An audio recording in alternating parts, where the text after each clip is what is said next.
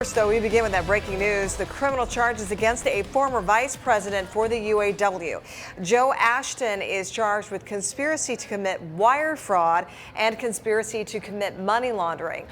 The feds say he demanded and accepted bribes and kickbacks. Let's go live now to 7 Action News reporter Jim Kirchner, who's outside a UAW office in Southfield. Jim.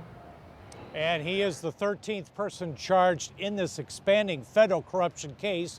As you said, Joe Ashton was a vice president working in the General Motors department until he retired in 2014. He was the union representative, the only one of the union on the GM board of directors. The feds spell out how he allegedly conspired with other UAW officials and, get this, his own chiropractor in a scheme to buy custom-made watches for union members.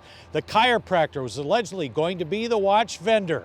Ashton allegedly found the real watch company to make watches, and that company was paid, according to the feds, $2.2 million for 58,000 custom watches. The feds also spell out the contractor, the chiropractor, was paid in union funds an elevated amount of $3.9 million. And Ashton was allegedly kicked back $250,000, which the feds now want him to forfeit, plus another $250,000 was paid to a construction company Ashton owed money to. The charges, as Alicia said, are fraud and money laundering. This is charged in an information, which usually means Ashton will be cooperating in this case. He's number 13th charged. 10 people who have been charged have already pleaded guilty, including some in this case. Now, just as we're coming on the air, we've gotten statements from General Motors and the UAW. GM is deeply disturbed by Joe Ashton's alleged criminal conduct. GM was not aware of this illegal activity until it was recently revealed by the government's investigation, and he resigned from the GM board in 2017.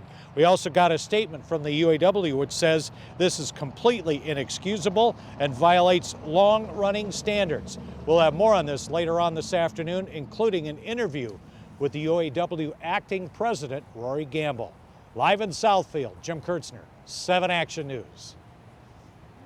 Thank you for that live update, Jim.